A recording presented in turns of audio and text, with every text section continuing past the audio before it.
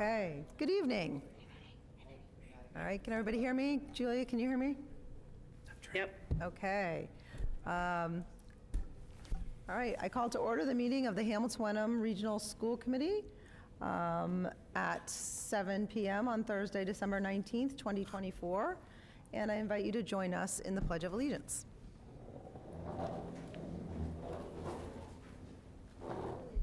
To the flag of the United States of America, and to the republic for which it stands, one nation, under God, indivisible, with liberty and justice for all.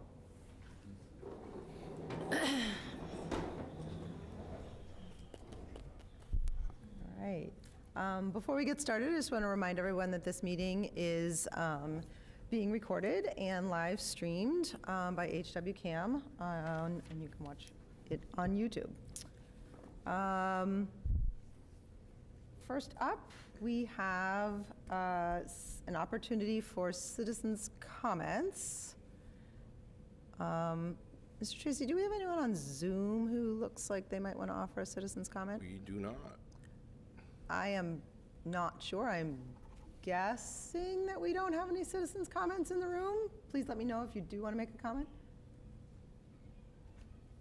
Okay. Seeing none, I will spare you all my spiel regarding citizens' comments, and we will go ahead and close the opportunity on Zoom and move forward. First up, we're going to have a review, read a portion of our school committee protocols. I'm going to take my turn to do that. As elected members of the Hamilton Wenham Regional School Committee, we, including the superintendent, accept the high honor and trust that has been placed in us to ensure that the students of the district receive the best education possible. To that end, we hereby commit to the following in the conduct of our business. Number 7, administration will endeavor to make materials for school committee meetings available the Friday before the meeting. The school committee will recognize that some circumstances will not always make this possible. In any event, we recognize that having background materials available for school committee members is a best practice. Okay.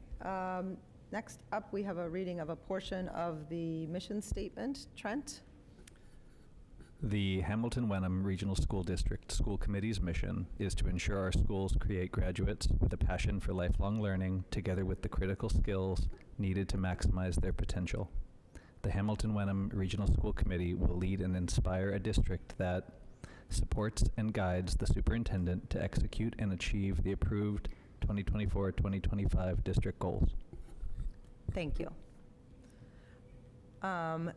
I realized from my opening remarks, I forgot to mention that we do have a member. Julia Campbell is here with us virtually this evening, so she is present. And just so the members know, that will mean we'll have roll call votes when we take a vote. And Julia, how are you doing in terms of hearing us? Yeah, I can hear great. Good. And thank you. Yep, and we for can hear setting you this up. very well, so that's good. All right, next up, we are fortunate to have our student representative, Anderson Kraft, is here this evening to give us a report about what's happening in some of the schools in our district. Thank you for having me. I'll start off with the high school. So last Tuesday, the high school hosted its annual winter art show and concert. The students were able to show off their art through showcases that the visitors were able to see. Following that, the band, jazz band, choir, and harmony performed for the guests. Last Saturday, the Stuff a Cruiser event happened. This is an event where people can donate toys to the Hamilton Police Station for the Shriners Hospital in Boston. And then for sports and clubs, recently winter sports have begun, where tryouts and first practices started the Monday after Thanksgiving. Many sports such as girls and boys hockey and wrestling will be combining with Marblehead, Rockport, and Salem. Our school is proud to have many clubs, but to highlight a few, we have DECA, Student Government, Science Club, Spanish Culture Club, Robotics Club, and Ping Pong Club. Last week, DECA competed in the District 3 qualifiers, where I'm proud to announce that 108 students have qualified for the state conference. For the middle school, our middle school has many different clubs and intramurals that fit everyone's liking. Some of the many clubs are the Art Club, Junior Honor Society, and Student Council. Some of the music clubs are a chorale and jazz band that performed at the winter concert. The intramurals that are offered are basketball, dodgeball, and indoor soccer. Currently, the middle school students are participating in a Spirit Week. Last night, the Winthrop 5th graders band performed in the annual concert. Tonight, Cutler students have their winter solstice read aloud. Tomorrow afternoon, Bucher has their Cares concert to end the week before we start our winter break. Thank you. Any questions? Thank you. Anybody have questions for Anderson? I don't really have a question, but I did just want to comment on, I think you said 108 students are going from DECA onto the state. Is that correct? Yep. Thank you for highlighting that. That's such an exciting program, and that's a huge number from our school. Thank you. All right, anybody else have anything for Anderson? No. Thank you. It means a lot that you come and give this report. It's really important for us to get to hear it straight from the students, and it's nice for that of you to come. You are absolutely welcome to stay, and you also are not required to stay. We know that you probably have other things to do this evening, so it's up to you, and if you want to go, that would be okay. Thank you for having me. Thank you. Thank you, Much Anderson. appreciated. Yeah, thank you. Okay. Next up is our consent agenda. Does anyone have any items that they would like to have held from the consent agenda? All right, seeing none. David? I move that the Hamilton Wenham Regional School Committee accept the consent agenda as written in tonight's agenda. Second. Second by Jen. There is no discussion on the consent agenda. We will do a roll call vote, starting with David Frankel. Yes. Jen? Yes. David? Yes. Yes. Amy? Dana's a yes. Trent? Yes. Julia? Yes. And that is unanimous, and the motion passes. Okay. All right. Next up, we have some fall athletes to recognize, and Mr. Genualdo, I think it's to you. Thank you so much. Good evening and happy holidays to everybody. Thank you for allowing us to highlight some of our fall athletes here who are either on teams that did exceptional things or themselves did individually exceptional things. But all of them are part of wonderful groups, and I think we had maybe 35 to 40% of the school participating in fall sports. So it was a great way to kick off the year. We had tons of good stuff to happen. We're hoping to highlight that for you tonight.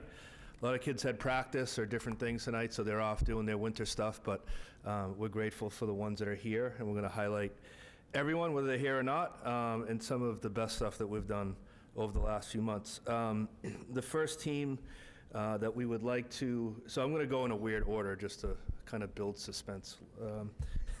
But the first team we'd like to highlight is the girls volleyball team with captains Ava Day and Busy Island. They made the Sweet 16.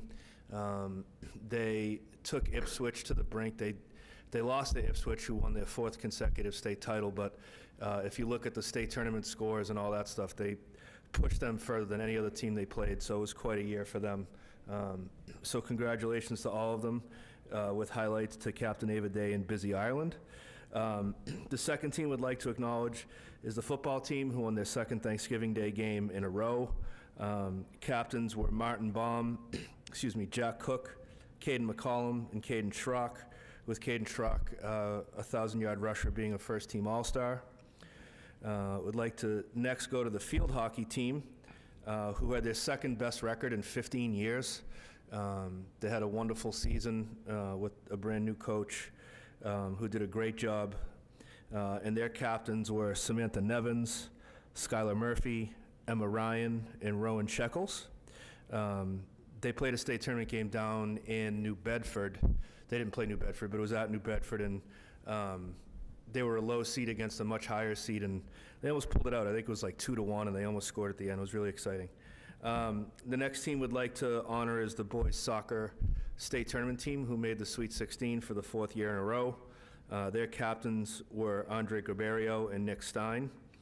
Andre Graberio and Kalen Clark Goldfeld. And their first team Cape Ann League All-Stars were Andre Graberio and Nick Stein. They too had a wonderful year. Moving on, the next team we'd like to highlight is golf. Golf was the Cape Ann League regular season champions.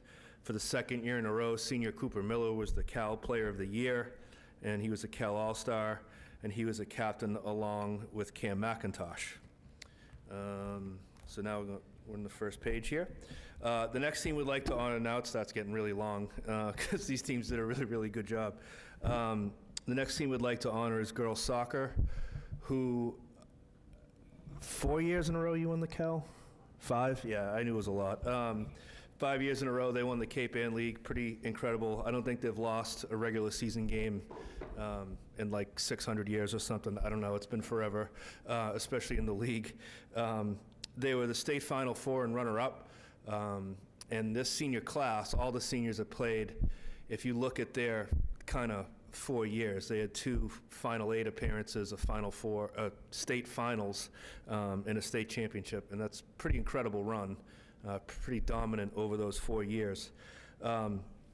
Coach Waddell was the Cape Ann League Coach of the Year again. Just off the presses, found out about 20 minutes before walking in. She's also the Boston Globe Coach of the Year. Not the first time that's happened. So congratulations, Coach. Really grateful for you. Thank you for being here. Also, some of the kids that did some great things this year, Georgia Wilson was the Cape Ann League Player of the Year. Had quite a season. She's a heck of a track athlete, too. You're going to be hearing her name again in the coming seasons. First team Cape Ann League All-Stars, Georgia Wilson, Annie Moynihan, Savannah Gorin. Annie's an exceptional case. She was an offensive player mostly and sacrificed a lot of who she was as a player and all kind of the glory that goes with scoring goals and all that stuff to move back to fill in for other players that were injured. She's an incredible, incredible young lady, and she's one of the reasons why we were able to make it to the state finals despite losing some really talented kids to injury. The captains were Sadie Gamber, who's at basketball practice probably, Tessa Hunt, Annie Moynihan, and Maddie Wood, who's going on to play in college as well. I think that's them. The boys cross-country team, members of which are here, and we're excited for you to be here. Thank you. I often see them. I'll be driving home, and I'll, be tired from a long day, and I'll be about 2 miles into my drive, and I'll just see them running along, and I don't know how, if I had to drive as long as they run, I think I'd need a nap. They're quite impressive young men. They won the they won the Cape Ann League title. They also won the dual league as well as the open invitational at the end where the large and small participate. They were Division 3B champions, which is essentially like the old Eastern Mass stuff. And they were the Division 3 state runner-up. Now, the ironic thing about that is the team that they competed against that actually won the state title for Division 3 was so dominant that the top 2 scores, the team that won and our team, the scores were relatively close, and you looked at the third place team, and they may as well have not even ran. It was they just blew them out of the water. I think their score was so good they would have won the Division 2 state title had they not competed against this one team with really kind of strange-looking green mohawks, but we'll give them credit because they won and they're really good. But on our team, Ben Rich was the Cape Ann League Runner of the Year, as well as the individual Division 3B champion, meaning he came in first in Division 3B out of, I don't know how many schools that is, but it's a whole lot. So, Ben, congratulations, man. Some of the other, Coach Sawyer won Coach of the Year. If you asked him how many times he's won Coach of the Year, he also won Globe Coach of the Year, which for any coach would be a once-in-a-lifetime accomplishment. I asked him the other day, he goes, I don't know. I said, is it over 20? He said, yeah, probably. So to him, it's no big deal. To anyone else, it'd be like an achievement of a lifetime to do it once. Thank you, Coach. I appreciate you. You know that. It's the best part of my day when he comes in at 2 o'clock and just sits down and we just start talking about who knows what. The Cape Ann League All-Stars for the boys cross-country team, Ben Rich, James Regan, Cole Regan, Seth Glidden, and Clark Glidden. Some of you that are seniors that have been around for a while, we're going to miss you quite a bit. quite a bit. It's fun seeing you in school, and it's fun seeing you run around. So thank you for all that you've done. I really appreciate it. And the captains were Ben Rich, James Regan, and Clark Liddon. Now, one of the things, if you could click on that note, who's ever doing the screen here, sometimes we strive to win, and we honor our state champions, and we honor the teams that do well. What's way more important to us is how we go about our business. Whether you win or lose in high school is completely irrelevant, in my opinion.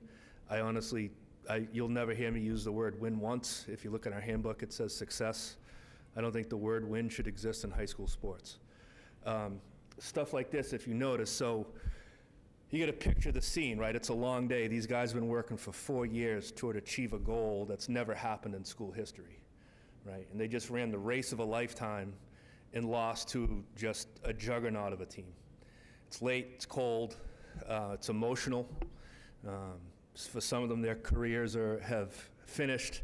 For some of them, their older brothers are going to be going on to college, and this is the first realization that their older brothers who they love and care about aren't going to be there. It's an emotional time when you could imagine people kind of thinking of themselves a little bit, right, and kind of having a moment for themselves. Well, they do the podium stuff and all that, and they take the picture of the #1 team up there, and all of our guys run over to the other team and just individually hug them and say congratulations. And in that moment, that selfless moment, is everything that we strive for. We probably don't reach that kind of heights very often because that was special, but that's what we look for. And so their coach had their whole team sign this letter. For those that are home that may not be able to see it, it says, Coach Sawyer and Boys Cross Country wanted to reach out and congratulate you on an outstanding season. You guys are an elite team, an all-time team, as demonstrated by your performances all season. Thank you for setting the bar so incredibly high and pushing our team to places we weren't sure were possible. After the race, you were full of class and high character, and we hope that you are extremely proud of your season. You're the best team our team has ever faced. This stuff means a lot, and it's special. And so I'm incredibly grateful for Coach, who certainly had a hand in that, even though he'll never say he did, but for how you acted in that moment. That stuff is legendary. So thank you very much. All right, yes.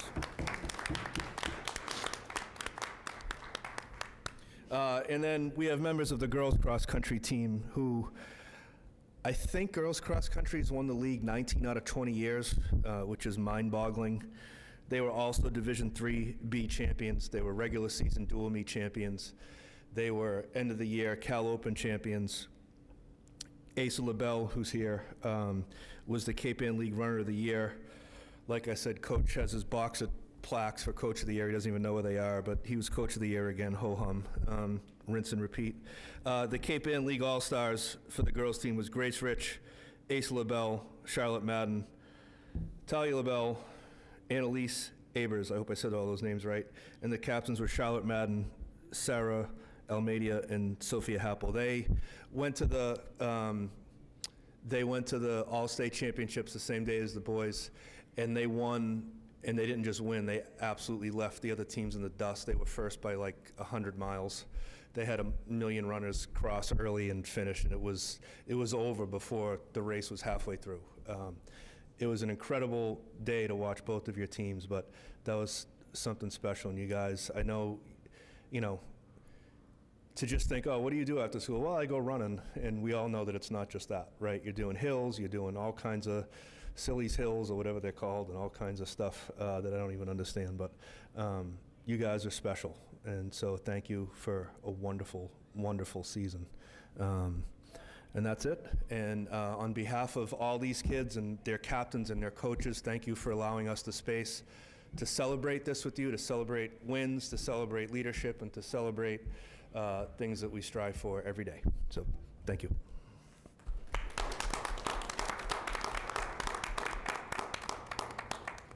Thank you, and thank you for sharing all of that with us. It's so meaningful to get to see in detail the way that Hamilton Wenham is getting represented out there on our athletic fields. And that was really touching, and let anyone else Mr. Tracy, do you have anything to say? Sure, it's always fun for me as each of these seasons begins and end, that you see all of the amazing things that occur along the way, the coaches who support our athletes, our student athletes throughout the year, and it just keeps happening over and over, and the commitment is obvious, the hard work is obvious, and it's great to see the power of Hamilton Wenham, both inside and outside of school, representing us all over, basically all over the state, now that the state has moved all these tournaments all over the place. But thank you all, congratulations to each and every one of you and your teams and your families, because these are great opportunities. So thank you. Thank you. I don't know if the group is willing. It would be great if we could get a picture. If you guys are willing to all come up. What do you think, right here? Yeah, we can do it right You now. gotta wave your hands before these lights go off. And so if you're willing, come on up. Take a picture. Do you want to do it in the front? Yeah, let's get our coaches come up too. Mr. You want in the front or you gonna do it? Come on, Nance, come on. Coaches, coaches. Or we're getting out of the way. I'm not sure.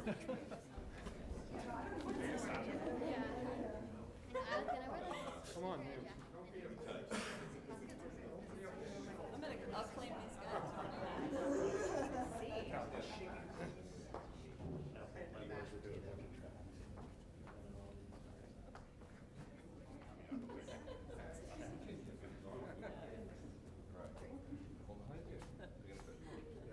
Get in there. No.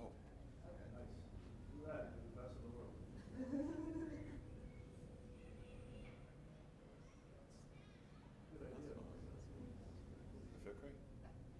Good. Awesome.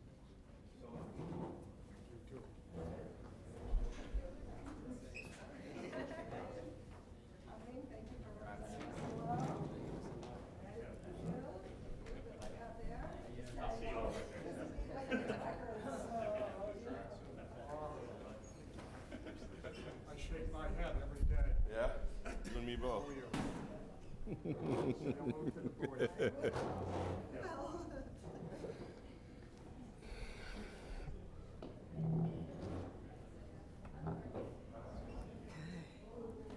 All right.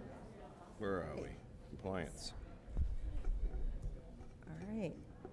Well, that was a lot more fun, maybe, than the rest of the meeting, but, all right. All right.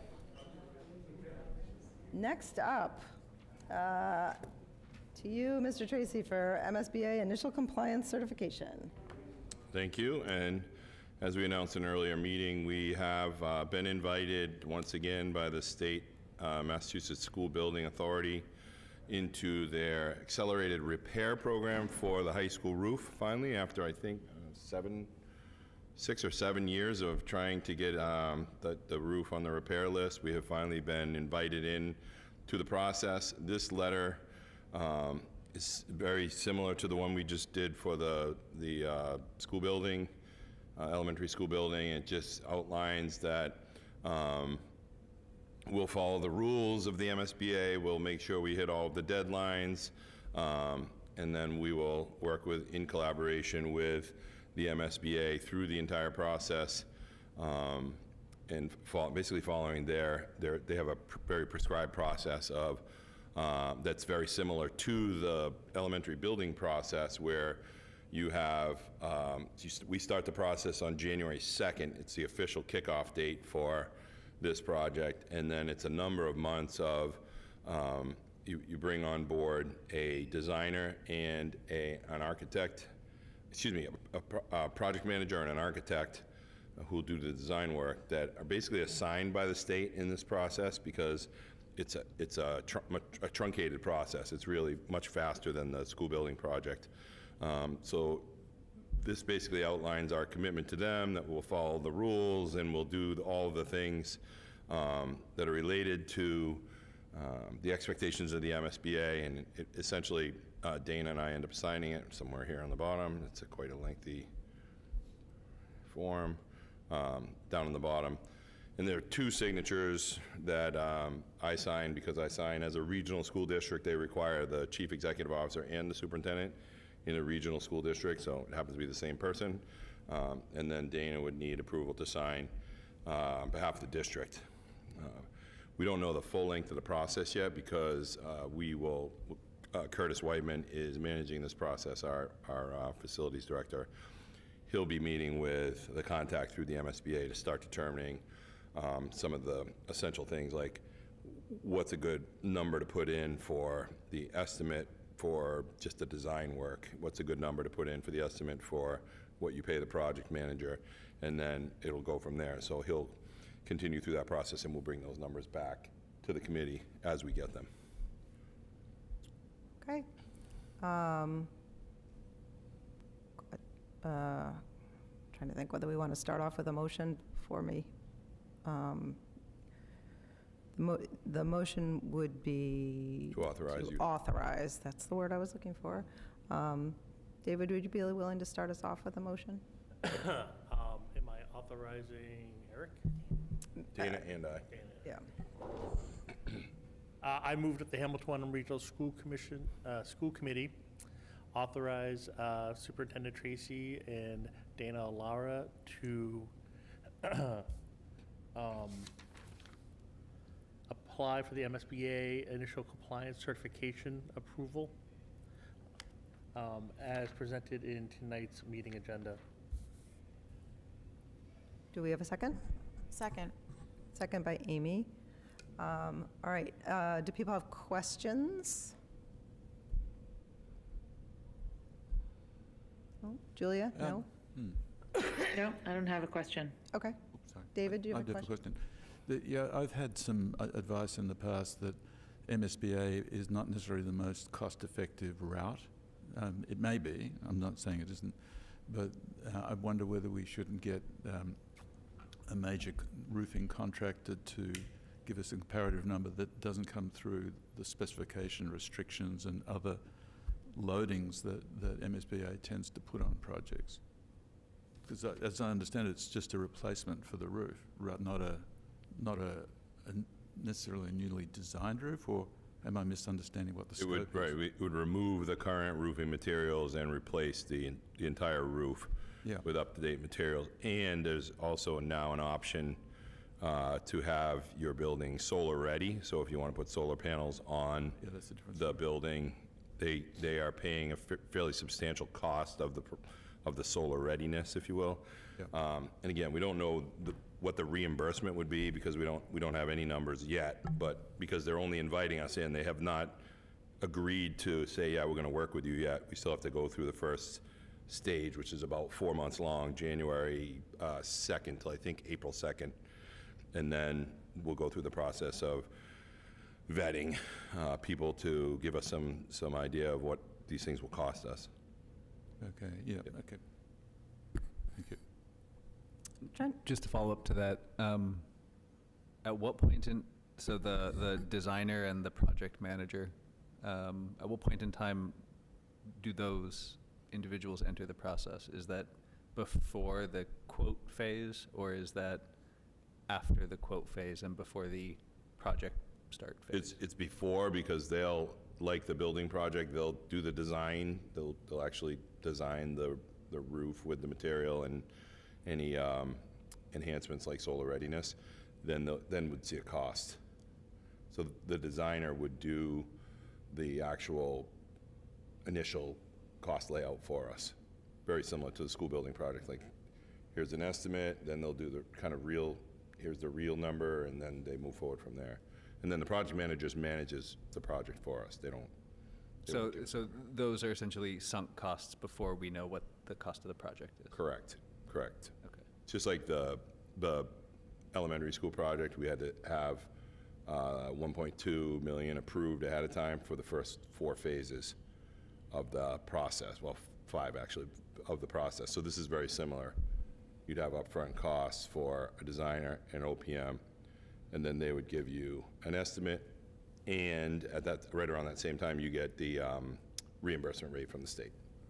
Do we know what that reimbursement rate Not yet. has looked like historically? Like, do we have a ballpark? Do you know what they've been historically? 39 in previous projects. I did not know that, yeah. Yeah, and it That's of eligible cost. eligible costs again. It's not an exact split. Kind of what made me ask the question was I'd had some roofing expert give me their ballpark at a couple of $1 million to replace that roof, and I know that the formal estimate that you got previously was 5, and the difference was the choice of materials and the labour involved with the more expensive materials.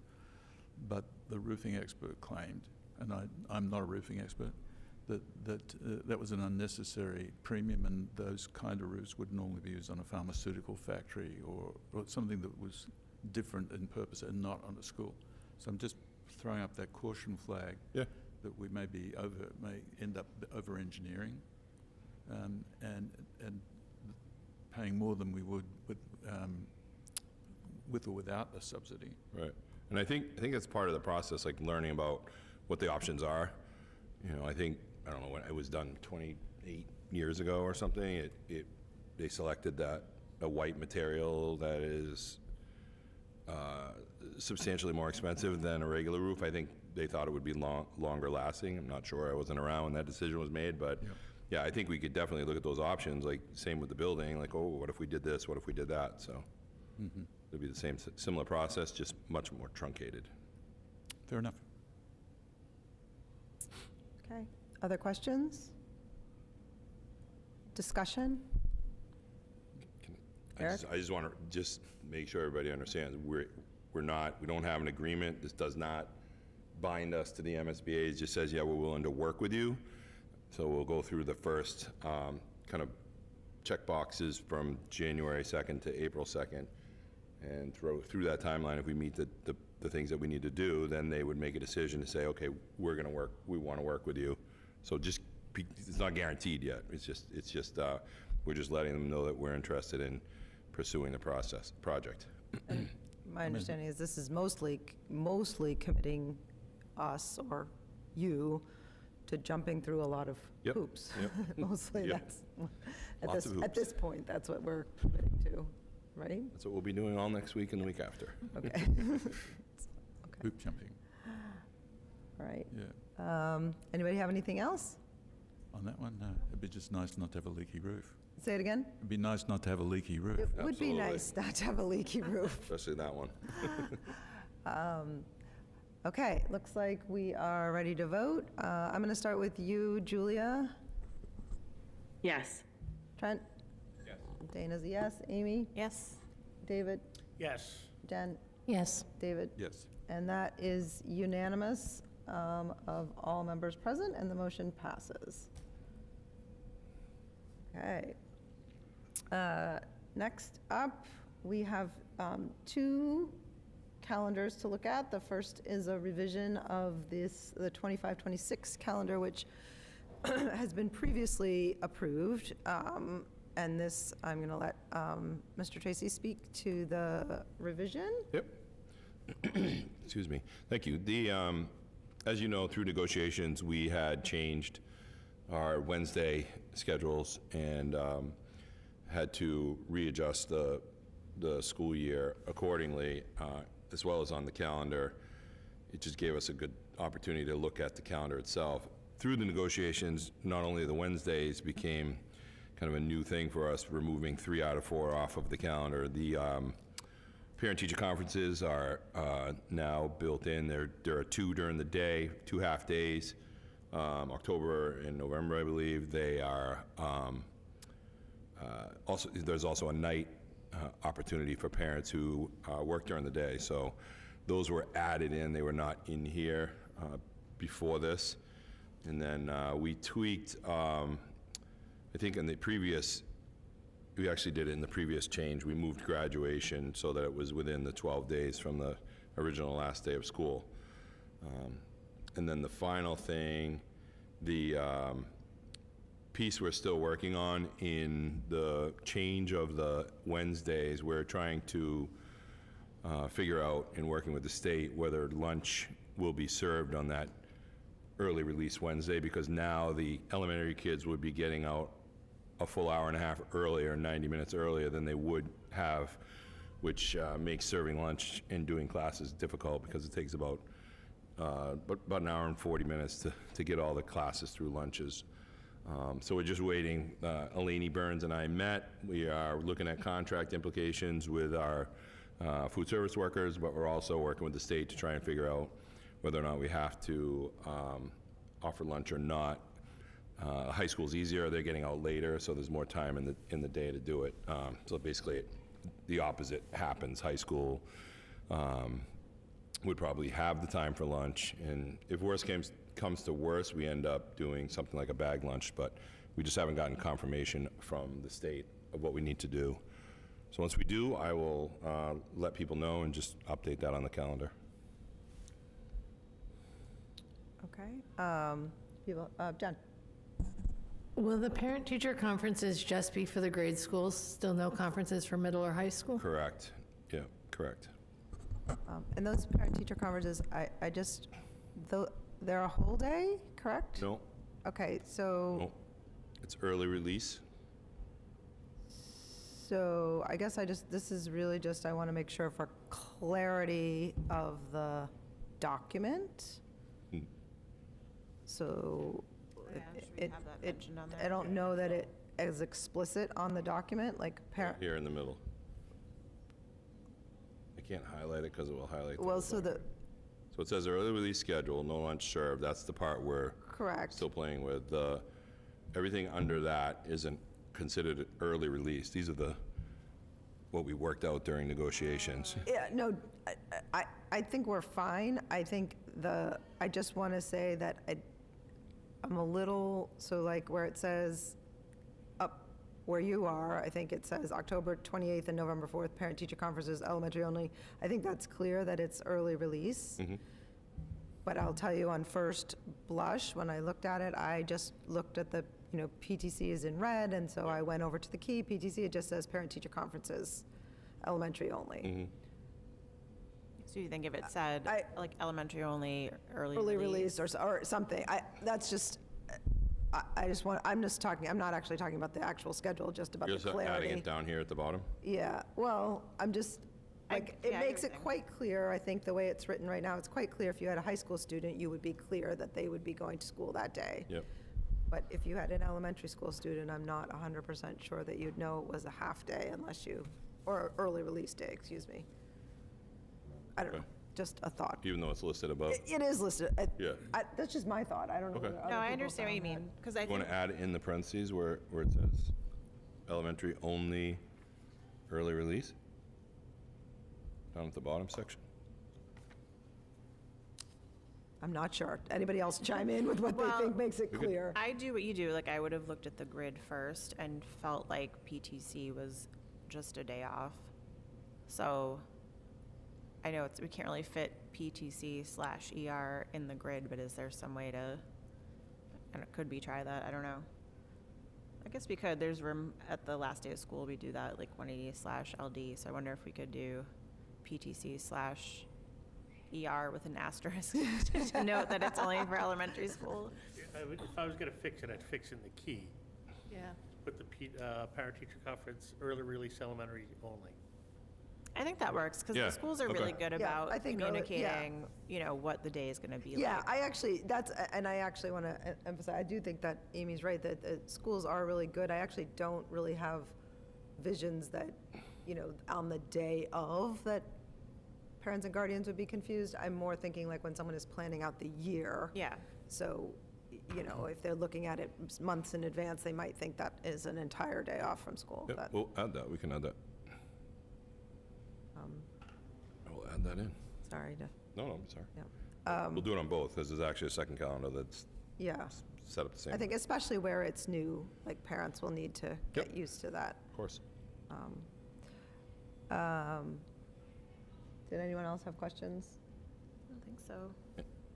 And I just want, Yep. I will, once I figure out the lunch served, no lunch served, we'll add that to the calendar. Okay. We need to verify what's the state's expecting. Yeah, and I guess this is not really calendar related, but just, I'm going to throw in my view is I do have a concern, I've shared this already with Eric, I do have a concern. If we don't have a legal obligation to serve lunch, I do have a concern at the high school level, and maybe the bag lunch is the answer. You're going to have some students at the high school who are going to be staying because of sports. And other things.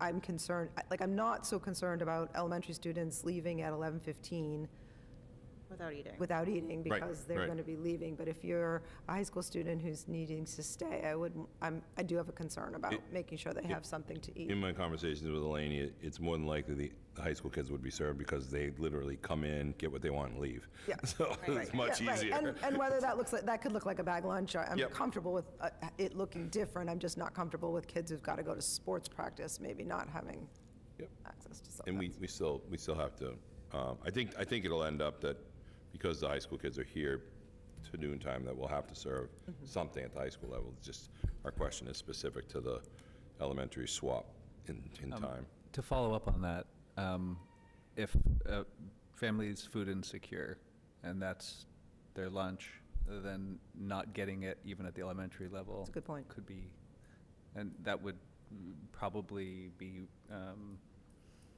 obviated by the bag lunch solution, right? And we would, similar to breakfast, sign up, we'll have it available. I think that will probably end up making sense for some families because we had that conversation with some of the people from Accord. Like, okay, how do we, there are a number of families that are food insecure and have that consistent request for, okay, I need my kid to have lunch. So we can do it because it sounds like lunches will still remain free in the future, I hope, but we can definitely put that together now that we've learned the routine with breakfast. Great. Eric, is there any way to indicate either when final exams are occurring for the middle school and high school or when the semester is ending? Middle and high school? Yeah, we could have them set it. The exams for the high school are always the week of Martin Luther King weekend because that is usually the end of that week, which on this calendar is the 23rd, is the final day of the first semester. That's generally how it works. Okay. I just know I always have to ask my daughter when they are. Yeah, the dilemma you run into is the middle school is a trimester and the high school is a quarter, so they publish their own actual dates. Okay. We were worried about how messy the calendar Yeah, could get, like how much no, stuff that we could makes put sense. on I it. get worried about that, too.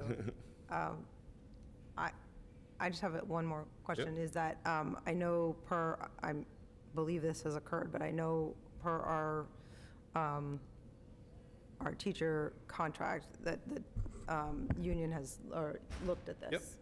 Yep, both calendars that you'll see tonight Okay. have been presented to Nick. He has given us some feedback. Our principals have given us feedback. Yep. All right. I don't think we have a motion on the table, do we? Nope. No, we don't. Nope.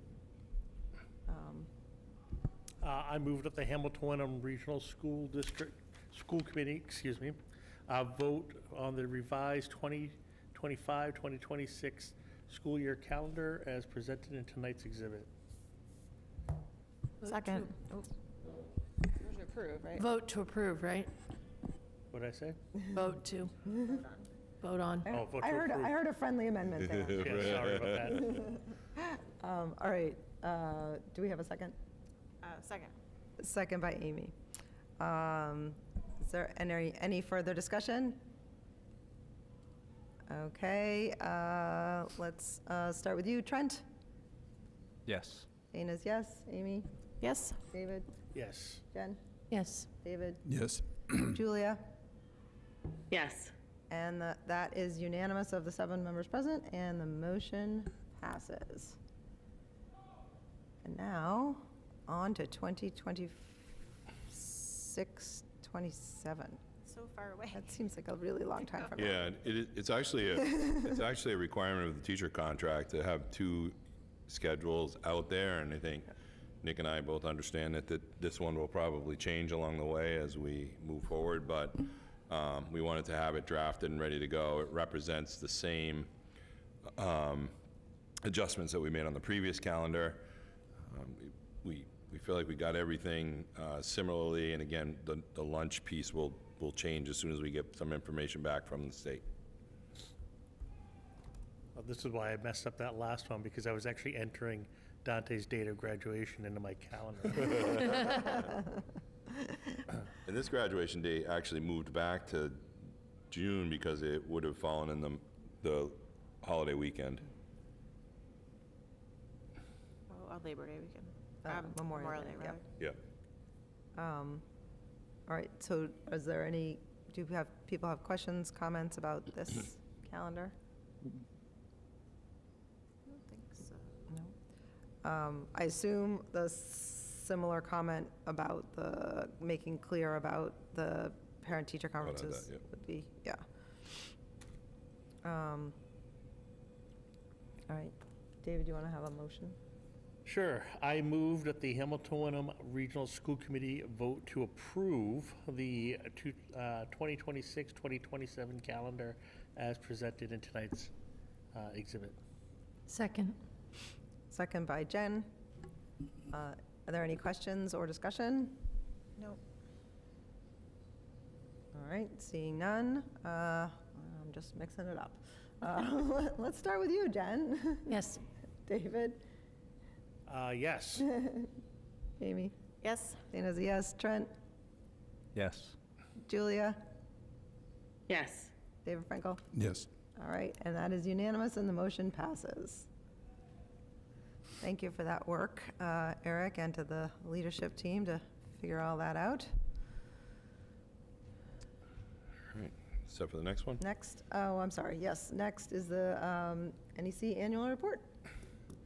As everyone probably remembers, I am one of 20 members of the board for the North Shore Education Consortium. They are the group that works with schools, districts, both members and non-member districts, to help to manage some of the more difficult cases that we run into with our students with disabilities. This is their annual report. They're required to publish it out to the districts, and they just ask that we give it to our school committee members. So this is their annual report from last year. I just wanted to make sure it was on the agenda. Lots of good information. There are currently, I think, 500 kids, approximately 500 kids in that program, of which we are members, and we have, right now, I think we have 12 kids in that program. It fluctuates through the year. It's based on need, specific type of program, and seat availability. So just a little interesting reading. It's a great program for us. It gives us a break on out-of-district costs. As a member, you get about approximately a 20% reduction in the cost of these specialized programs, and for us, it's been helpful in some difficult cases. Nice. Okay. Anybody have questions? No, this is a really nice piece. Yeah. Breaks down a lot of info. Thank you. All right. All right, moving right along. Next up, as we discussed at our last meeting, we had an opening on the policy subcommittee, and I only heard from one person who said they were interested in that position, and that was David Polito. What I would be looking for is any nominations, or anyone who would be, I guess we would need a nomination for David or for anyone else who would be interested in filling the position on the policy subcommittee. What led to the opening? Did somebody drop out of it? One member who was on the policy subcommittee stepped back from the policy committee. Who? Julia. Okay, thank you. I move that David Polito take the third seat on the policy subcommittee. Second. All right. As a I think point of- technically you need to nominate him. I nominate David Polito for the third position on the policy subcommittee. Second. Again. David, would you accept a nomination? Sure, I'll accept it. All right. Do we have any other nominations for anyone else, or anyone who would like to throw their own hat into the ring? Can I have just ask a question? David, how many subcommittees are you on at this point? I'm I agreed to do this because negotiations is basically over at this point, but. Okay. And you're feeling good about that decision? Yeah. Okay. Yeah, no, that's. I asked before I overcommitted myself. Yeah, yeah, so David is currently still on the negotiations subcommittee, but barring unforeseen circumstances, that work is largely over. For a little while. For the moment. Well, that does imply that the only thing that the negotiating subcommittee negotiates is union contracts. Oh, no, other things could occur. No, that could Yeah, happen. those are the major lifts, grievances. though. The big Yeah. ones, yeah. Yeah, well, outside of labour, shouldn't it also be involved in substantial transaction negotiations as well? No, typically the negotiation subcommittee does all the collective bargaining agreements and any grievances that would occur related to any of those grievances, any of those contracts, any of those agreements. So it's really more accurately a labour relations negotiating subcommittee. Okay. Yeah, those are the things that, Okay. yeah. I didn't understand that. Yeah. Fair enough. Okay, so we had one nomination. I didn't see any others. Sorry. All right, any discussion? Oh, I guess, yep, okay. And you already accepted, correct, that you Yeah. would? Okay, so it looks like we're ready to vote. Julia? Yes. Trent? Yes. Dana's yes. Amy? Yes. David? Yeah. Jen? Yes. David? Yes. All right. Thank you. And that is unanimous, and the motion passes. Congratulations, David, and thank you for that.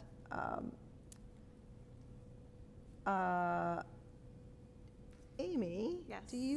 Does policy have I know that we're just taking it out of order, but I just want to, while we're on it, policy have a date on the calendar? No, we don't. That's my responsibility. I need to email everybody. Stay tuned. Okay, for yeah, email so at our last Be meeting, January. we didn't have a chair, but, so Amy agreed just to take on the role of scheduling the meeting, so to get the meeting going, so then you can all make decisions about that. on it. Right. Okay. All right, moving on. Next on the agenda is a topic that David Frankel asked to have added to this evening's agenda. It's an energy assessment, and I'm going to turn it to you, David. Thank you.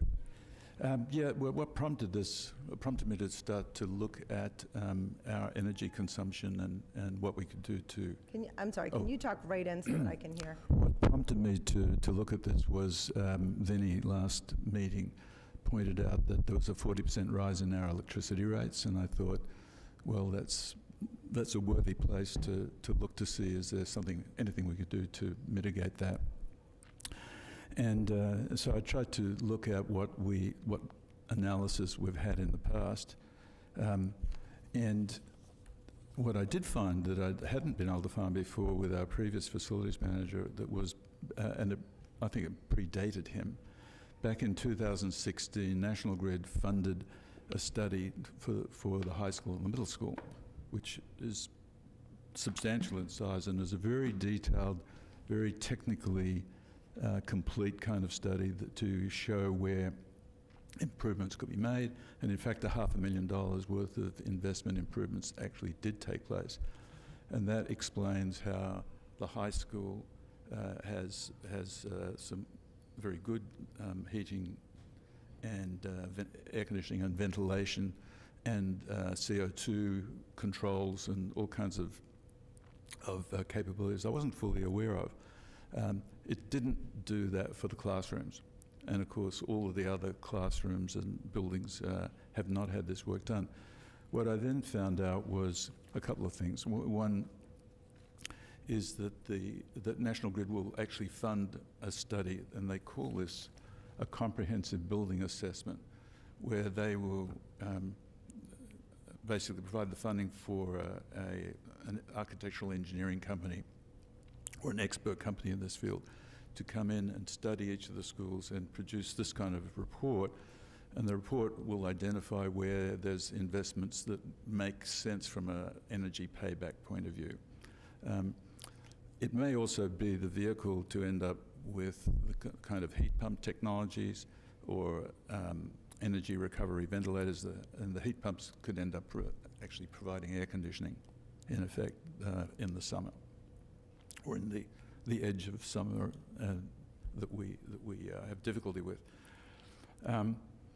And what else can I tell you about it? It's a process that takes about 3 months. Why I had a bit of a sense of urgency about it was that if we started it engage these people in January, before the April votes of the towns, we could have identified capital projects that would improve the environment of all of the students in all of the schools. And that would leave open whether you did it in the existing elementary schools or whether that gets supplanted by the new schools, although that still leaves a 4-year gap of not air-conditioned and not improving the energy efficiency. So I did have a motion to that effect, and it reads this, and I can provide David Polito with this digitally so you don't have to try and type it. It's a little longer than normal.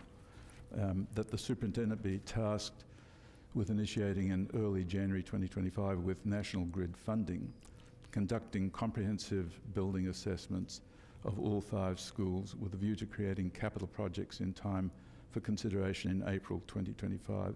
It's understood that these assessments are all fully funded by National Grid mass savings funds.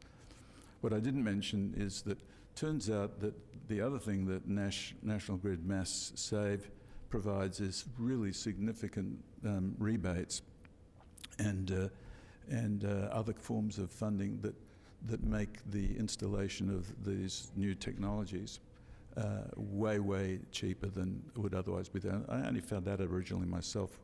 Just installed a new heat pump at my home office, and that heat pump was $11,000 fully installed. $5,000 of that came from Mass Save. So it's not an insignificant subsidy. But there's other tax breaks and so forth. And I originally, Eric knows this, I wanted to put in a capital request for doing some of this work. And as I dug in, I realized I didn't know enough about what subsidies and rebates and so forth were there in order to put a proper business analysis together. This would provide that. It doesn't compel us to do anything, but it would give us a tremendous amount of valuable information. And to finish off what the motion would be, these studies should provide the school committee and the superintendent with an evidence-based roadmap on ways to improve our utility costs, which have been given urgency by the 40% rise in electricity rates that Vinnie raised at the previous meeting. That rate raise is locked in for the next 3 years. No replacement or update decisions on HVAC equipment should be made without these reports and their recommendations. All such update and replacement decisions should require a vote by the full school committee. These are very significant investments. And I do understand there's a fair urgency with one of the air conditioning units, I think, is it, Eric, at the high school, something that's on the verge of... Yeah, the one in the library. And that would be an opportunity to swap in heat pump. For context too, both of the towns are putting in about $1.6 million each into completely redoing their HVAC systems, which are going to be, I think in their case, geothermal pumps, which is the most expensive possible way to go. And they are getting the benefits of some of this new technology and some of the rebates and other forms of economic assistance. So that's, I mean, I have quite a bit of material that the relevant National Grid manager sent to me along the way, and he basically, I'll just read you a little bit of the studies typically take 3 months minimum to turn around. Hopefully they'll be complete in time for the April town meetings. The CBA study, CBA being the comprehensive building assessments, are fairly new and they are still being fine-tuned. That being said, I was just advised by National Grid, you should be able to cover the costs of the studies without any contribution from the schools. So, and we can include in that study the 3 elementary schools. So enough said. Any questions? Or is there a seconder for that motion, I guess, is the... So well, go ahead, you have a question. I don't know what the motion is, Oh, but, well, pass it along. well, okay. So my first question is, what exactly you're looking to get done by April? That the study's done and that we have an idea of, that we could, from that, if it shows promise, that we could put together a capital plan. With the idea of putting it into town meeting? It could this require year? a warrant. It might be inexpensive enough not even to require a warrant. I don't know until we do the study. Because we couldn't put it in, I think we have to get our warrants in by January, Yeah. right? If it requires, Like, we need in other 90 words, if days something, prior. right, in other words, 45. right, it has to be, right, if we're done by April it might 3rd, be that would be faster. too close to town meeting to, But in any event, I'd love to be in the position where there will be criticism that we're not looking after the current students, any of them with the new building. You know, there's no benefit to any student till 2028 at best, and that may be a fair criticism that there's, you know, yes, hopefully we'll get a new roof, but there's a lot of other things that could improve the state of Buca, could improve the state of the high school and the middle school, particularly their classrooms. So I think that being so, I think we would be all benefit from getting this study done. And then it gives you a foundation for capital planning. Otherwise, I don't even know how we would come up with a capital plan to improve the schools over the next few years. Is there a cost to the study? No, No cost. it's National Grid funds the whole lot. It's Mass Save. what is Yeah. the, and I'm sorry, I know Jen has, It's about- you go first. Jen has a question The first. Go ahead. arm's length cost is typically about $13,000 per school. I'm sorry, what's About 13,000? $13,000 per school For for what? the study. That's what the National Grid would pay the architectural firm or the consulting firm. But the to do. study itself doesn't cost money. And it doesn't cost you money, but it does cost National Grid money. Okay. Out of- Okay, as but it Amy wouldn't said, out of cost Mass us Save. money. Hmm? It wouldn't cost us. Doesn't Jen, cost what was us your any money. question? Shouldn't this go through the capital projects committee first?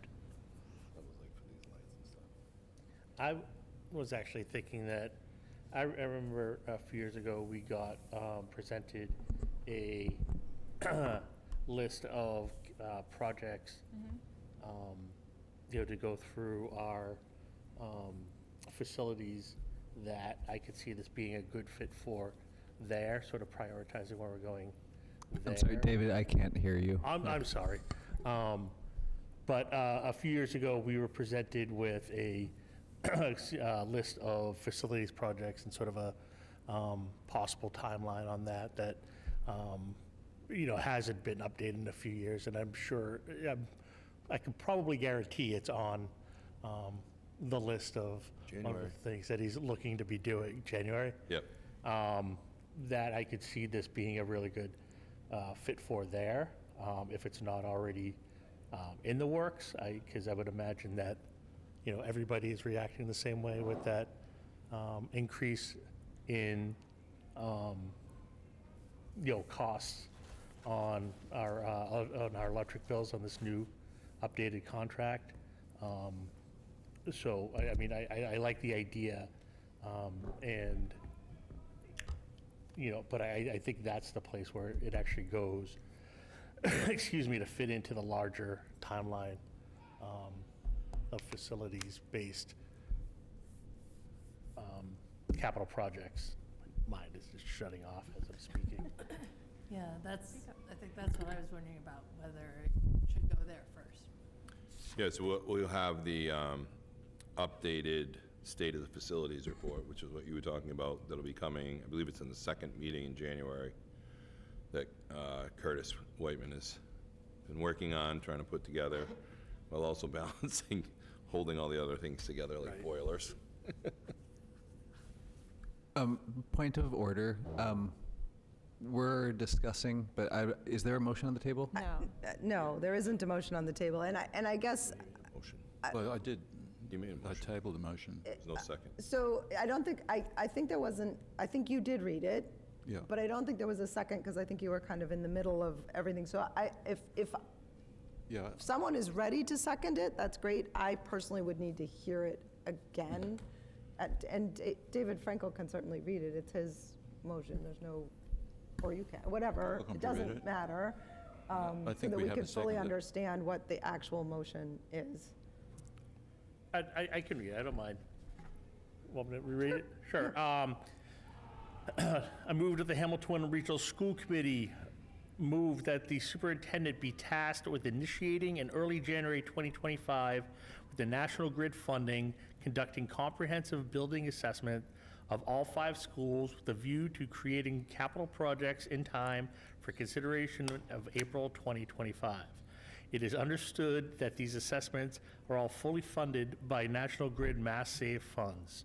These studies should provide the school committee and superintendent with an evidence-based roadmap on ways to improve our utility costs, which have been given urgency by the 40% rise in electricity rates that Vinnie Leone raised at the previous school committee meeting. That rate rise is locked in for the next 3 years. No replacement or update decisions on HVAC equipment should be made without these reports and their recommendations. All such update and replacement decisions should require a vote by the full school committee. Excuse me. These are significant investments. It's a lot there. Yeah. Do we have a second? I have a question. Yeah. Because I don't know Robert's rules. If I'm going to make a friendly amendment, do I second first, or do I make the friendly amendment first? You'd make the friendly You amendment. could go ahead and make a friendly amendment, and it's really David Frankel's motion, so it's up to him whether he accepts your amendment. So given the discussion around the timeframes required to make April, my friendly amendment would be to give a outside date as opposed to an inside date. So by June of 2025, or as an example. I know that's not technically a friendly amendment because I didn't give actual verbiage, but No, I think that counts. But for the reports, not for the initiation. yeah, for the, Deliverables. yeah. Okay. Yeah. Can we discuss or no? So, yeah, I don't want to get too bogged, I mean, we want to have a real discussion, so I Yeah. don't want to get too bogged down in the Roberts rules of it all. That Yeah. there was a motion, that sort of deliverable date in the motion, I believe, is April. There was a friendly amendment saying, would you be amenable to making it June. June? Yep. You're saying, Yeah, Okay. if the circumstances force that, sure. okay, is there a second to the I'll motion? Second, so we can discuss. Okay, second by Amy. So now we have a motion on the table, and now we're discussing. So I'd like to start, if we can, start with anyone who has just clarifying questions about the actual motion. Like, does anyone have clarifying questions before we get into an actual discussion? I have clarifying questions. I know it's been said before, but it bears repeating. There is no cost to the school district to undertake this study. That's absolutely correct. And having had these studies done on residences, they run the gamut of making suggestions around capital improvements to making suggestions around how to better insulate against heat Yes. loss and heat entering buildings, In right? fact, this is assuming the schools are being evaluated for air-to-water heat pumps, chillers, and air-to-air heat pumps, mini-splits, RTUs, for these, David, I'm sorry, I'm having some trouble. and hearing even you. geothermal ground source heat pumps. But that's what the town halls are doing. They're going the most expensive pathway. which may not be what we want to do.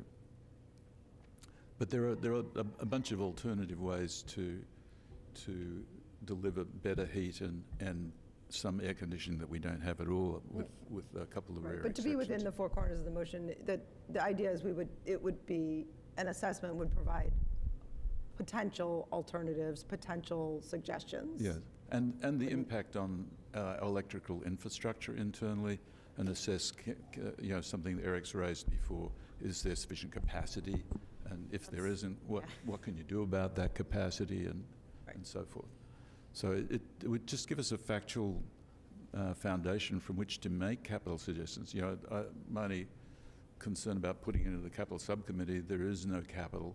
This is not a capital project. It's something that would enable us to make capital subcommittee submissions, but we don't know enough to do it. And the facilities manager, I don't think, is necessarily an expert in this area himself. I'm sorry, say who? The new facilities manager is not necessarily an expert in this area either, and probably could do with this kind of very detailed technical assessment, technical economic assessment, because they go through all the economic trade-offs, and because it's a complex multivariable kind of problem to solve. It's not a static thing you just set and forget. Other I have a- questions? I have a question. Yep, Julia. Julia. Was the time commitment addressed based on each staff member that would be required to participate, the principals, how many teachers, and the administrators? And is this while school's in session, or is this something that happens after school or on the weekends? Great questions. So I'm not sure. I don't think I understood. So I think what her was said. question, Julia, let me try to paraphrase and you let me know if I'm missing the question. I think her question was, what sorts of time does the staff need to spend in getting this assessment done? So I see. in other words, how many hours does principals need to be doing? Is it during school? Do they have to, and you may not know the answers to all those questions. I don't know fully, but what my understanding would be, I doubt that it involves any of the teaching staff or maintenance staff either. Well, these there are has to be, experts. at a bare minimum, there has to be some staff involvement to help guide the Yeah, assessor. to give them access to the building. They know the equipment better than we do. But I would imagine it would be the new facilities manager that would be the lynch point with the people doing the study, and he would be providing them with access as they need it. Julia, could you hear that answer? Yeah, can you repeat that? Sorry, I was just a little So garbled. I think, and again, I think David is saying he does not know for sure, but that Sure. his feeling is that it's likely some time commitment on the part primarily of the facilities manager, but it sounds like we don't actually know. The facilities director, we don't actually know the details about that. Nor do we know, I would imagine, whether it would take place during the school day Yeah.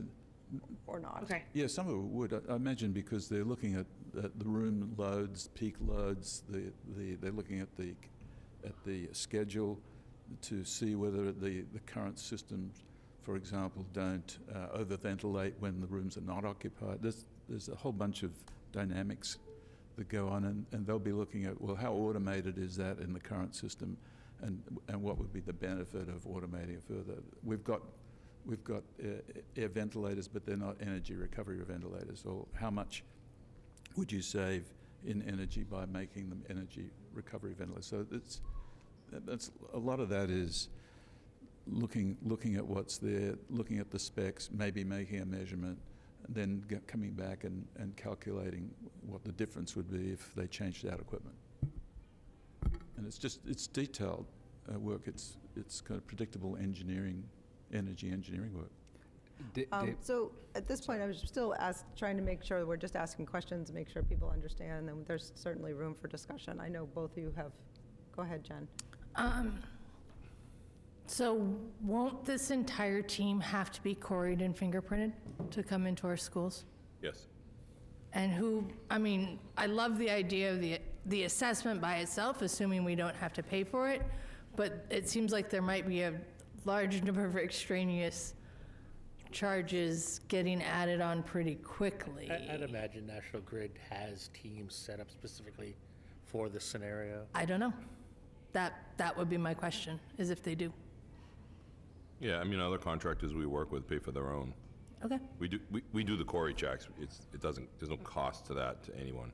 Yeah. The fingerprinting, The fingerprinting is what we had to, any outside contractors, any of the vendors that we use for any of our utilities, plumbing, things like that, they pay for their own. And if it's like a one-time thing, something blows out and they need repair, then a maintenance man or woman stays with them the entire time. They can't leave them because of the way our policies read.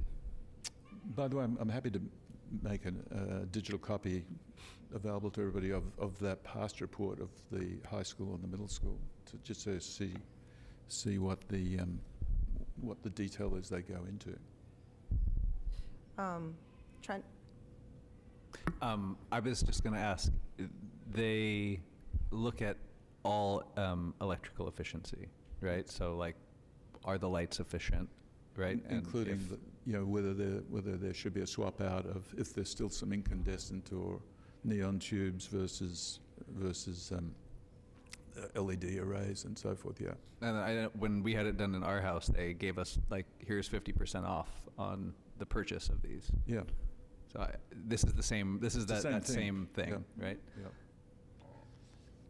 Yeah, it's a really great service that they provide, and we help to fund that service actually, because we pay a percentage of our electricity bill to Mass Save, and so this is a way to get some of it back and do something useful with it.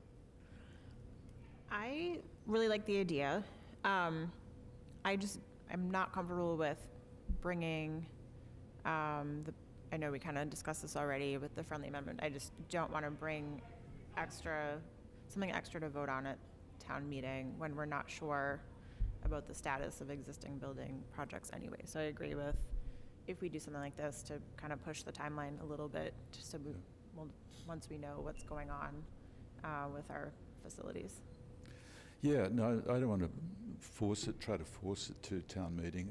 I was hoping that we could get something sufficient so that when the inevitable criticism comes that there's not enough being done for current students, that we had done some due diligence, and are prepared for that discussion in a constructive kind of way.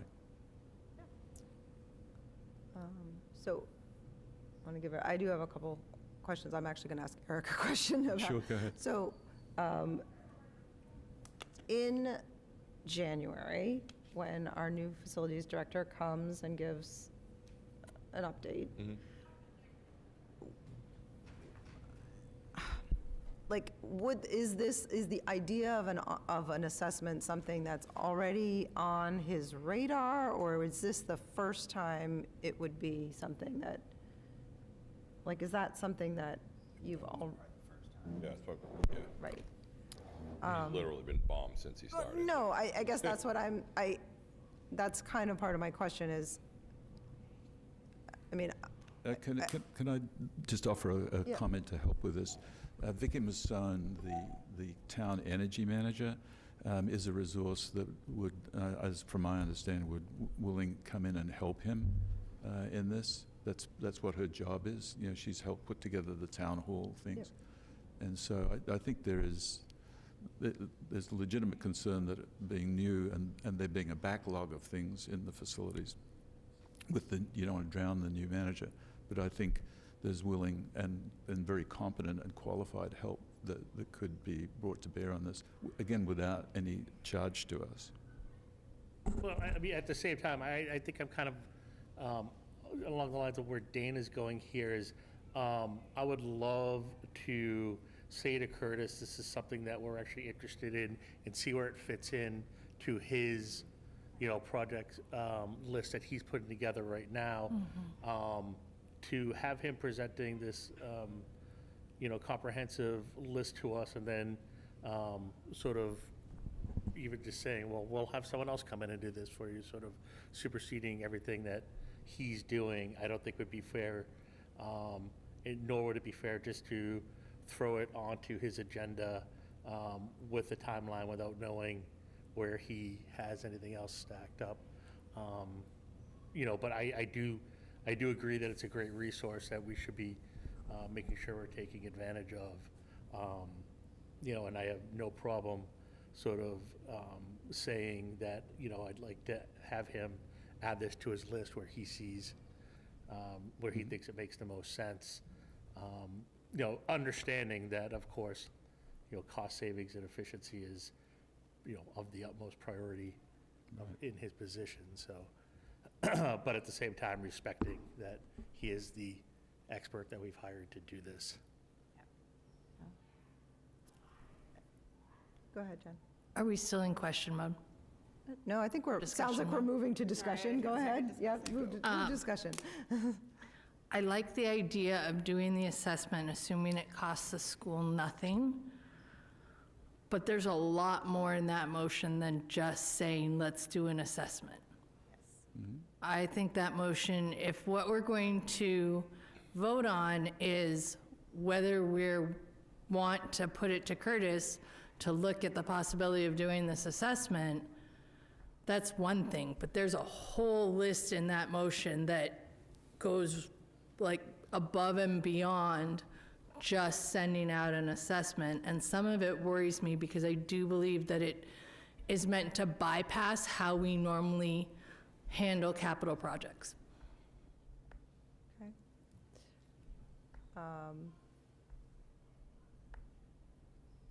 So I'm just going to jump in because I actually have a similar concern about specifically about the motion, that I do think that there was a lot more in the motion beyond just the initial part of the motion, which I sort of jotted down was to task the superintendent with initiating an energy assessment beginning in January 25. There was a lot more after that in the motion.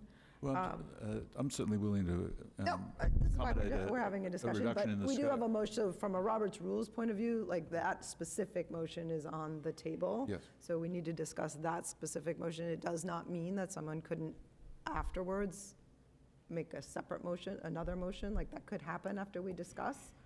Or a friendly amendment. I'm Correct, no, all of those things. I just wanted to echo just that, like, I shared concerns about the wording, some of the details in the motion.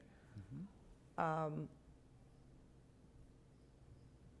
don't want to, other people have discussion?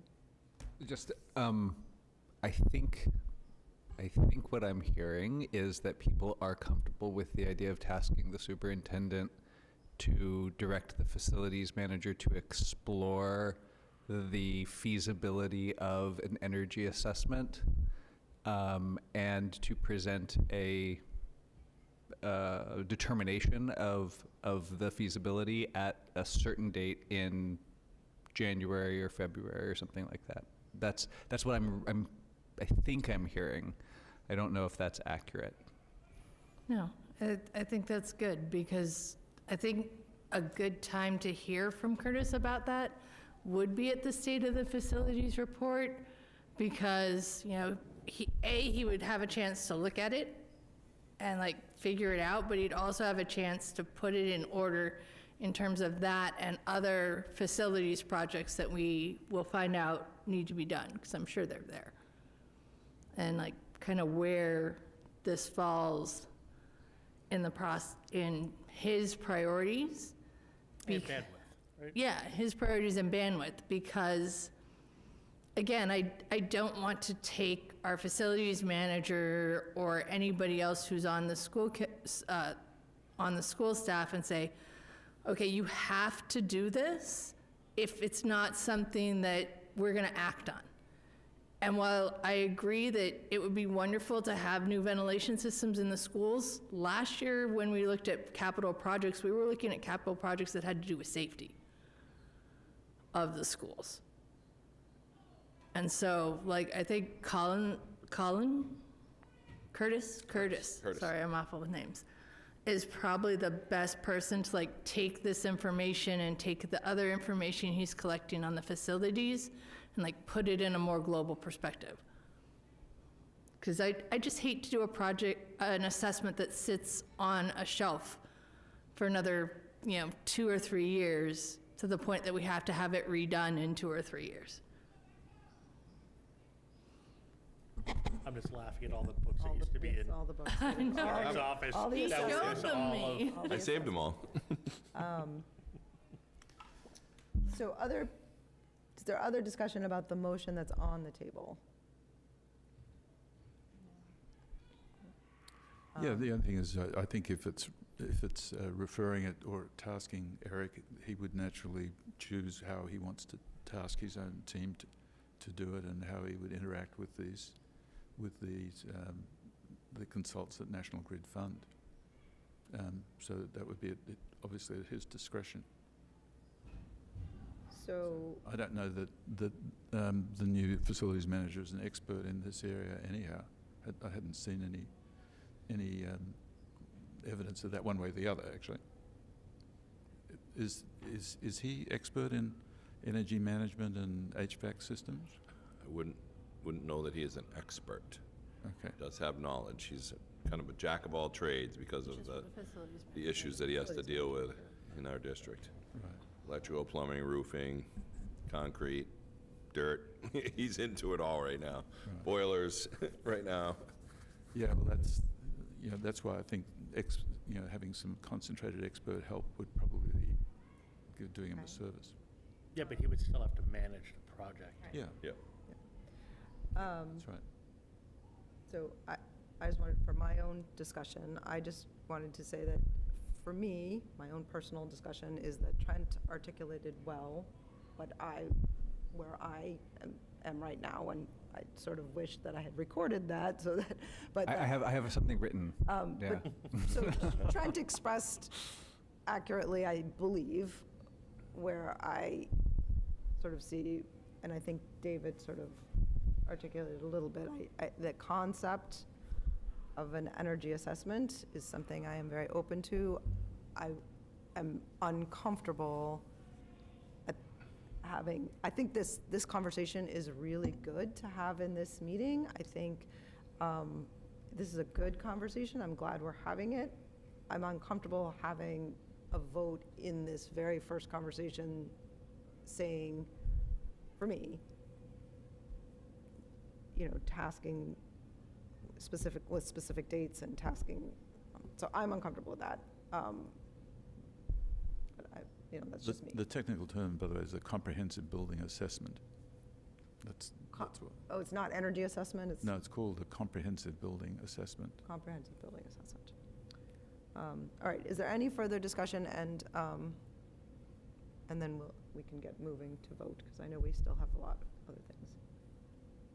Okay. It looks like we're ready to vote, and our virtual member has actually departed, so we are 6 members, and we are all in person now. Mm-hmm. That's correct, right? Correct. She's on. Okay. So all those in favor? We're voting on the original motion, On the right? I'm sorry, on the original motion that was moved and seconded. All those in favor? Those opposed? 2, 3. That is 5 opposed. Those abstaining?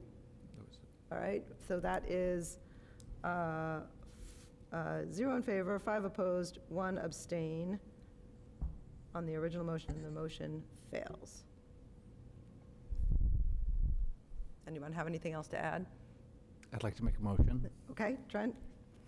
I move that the school committee direct the superintendent to task the facilities manager to assess the feasibility of undertaking a National Grid comprehensive building assessment for the school district, and to report on the logistic and financial considerations of completing the assessment to the school committee. Second. Okay. Second by Jen, we'll say. Okay. Does anyone need that motion repeated, or did you feel like you got it? That's good. It's a a good motion, Trent. Good motion. Clear? All right. Do anyone have any questions about the motion? Is there discussion? No, I think it was well stated. I just want to make sure I understand what the expectation is, that the idea is that, that we would get back sort of a statement from the facilities director saying, yes, this is a good idea, and here's why, or these are the concerns, these are costs that are unanticipated, something like that. Is that? Yes, that would be my goal with it. The logistics being around the questions Julia asked, and then the financial considerations being around other unanticipated costs. All right. Anybody else have any questions? Eric, do you have any questions about that? No, not at this time. Okay. All right. Anybody else have anything? You look pensive, Jen? I'm not sure whether to open this can of worms, but I'm gonna anyways. Is this something, Eric or Vinny, that you think calling, no, I caught him in my head. Curtis can handle with his current load that he already has on top of him? Because he's starting a brand-new job, and we kind of threw him in the deep end. At the current moment, I think it would probably overwhelm him. Maybe later on in the year. I'm sorry, are you talking about doing the assessment or making the determination about the Probably assessment? doing the assessment. I'm not really sure what would go involved in determining. Yeah, I think he could reach out and figure He out can probably figure that out. that part out, Yeah. Okay. then get that info to bring back. I think Yeah. that's I think that's doable, the Doable. second motion. Okay, that was my question. okay. The actual assessment is pretty extensive. Yeah, no, I had it done at the house. Which is, I guess from my point of view, it's a good thing that's extensive. Yeah, look, we've had it done before, Yeah, so 2016, apparently. very. Yeah. Yeah, Yeah, that's where some of the, Nicely like, done. even these lights here came as a result of that through the energy savings program. We got retrofitted, I think, half of this building with LED. great. Okay. Is I there any? think, I think the motion reworded is, gives us an opportunity to say, okay, Trent, as you're putting together this facilities report, I mean, Trent. Curtis. I just did Curtis. it. Curtis. Call him Colin. Let's call him Colin. Colin for now on. Curtis, you know, to at least reach out to National Grid, and maybe, David, if you can send that information to either me or Vinny, we can Yeah, I will. share it with him, so that Sure. that would, I think that makes sense. I mean, pair it with that report that's coming in January as part of that same presentation. Okay. All right. Anybody else? All right. Everybody's clear on what the motion is? Yes. Yep. All right. All those in favor? And that is unanimous of the 6 members present, and the motion passes. Thank you. Okay. Next up, budget with Vinny. It's like a Saturday morning special. Exactly, budget. budget with Vinny. It's like a PBS program. Exactly, it is. You could learn math. You guys all missed out. Both Vinny's kids were joined the meeting Oh, yeah. on Monday Yeah, night. Monday night, yeah. I was trying to get Bubba to jump up, and so I had I a was little. wondering why we had 2 extra votes.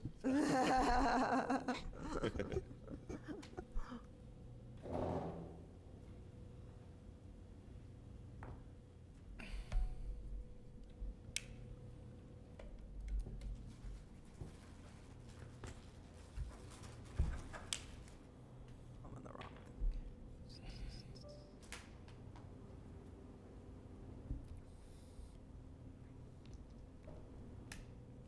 What is that noise? Ah, that's cute. I don't even know what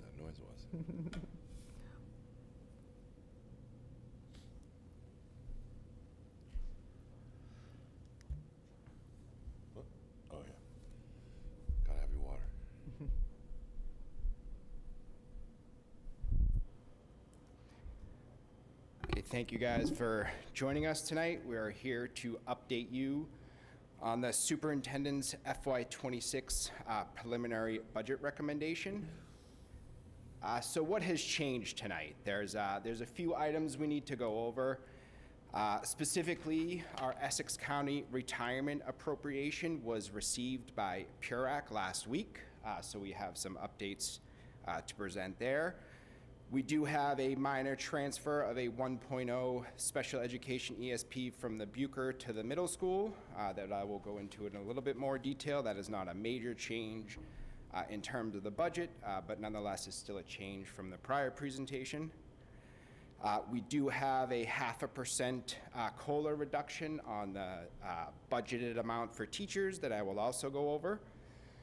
As many of you know, our teachers' contract really drives a lot of what we put into the budget, and in that contract, there is a specific deadline around December 1st. That deadline really drives three major numbers in the budget that has changed tonight. The first one is the salary scale advancement and any corresponding step increases as a result of those anticipated advancements. In addition, we have any retirement announcements and any salary savings we might realize there. And then last is the eligibility for those retirees to purchase, for the district to purchase a sick day buyback from them if they meet that December 1st deadline. After those recommendations, we do have a pretty substantial recommendation that came out of our capital planning and finance subcommittee around our expenses and offsets to E&D. So kind of as a spoiler that I'll go into a little bit more detail, as it stands tonight for FY26, we are recommending a budget increase year over year of approximately $2.3 million, or roughly 5.1%. This is that budget distributed out in DESI category like we normally do, and then that same chart distributed out by location or department. So like I do with many of my presentations, I try to be as detailed as possible and show you exactly where all those increases and decreases are year over year. I do this, as you see, by location, and within each of those locations, I break it out by DESI category. But looking at this, you can see it's very repetitive and very boring. I mean, the same thing almost repeats itself on every single slide. You can see a 0.5% COLA reduction. It's not that big of a value. So not to bore you completely, in your presentation, in your packet, slides 5 through 15 is that detail between every single DESI category. But like I do with all of my presentations, I try to just give you a summary at the end that you can look at in case you don't want to get bogged down in the detail. I'm just going to advance through those 15 slides and go to the summary. But of course, if there's a question about any of the detail in the middle, please don't hesitate to ask.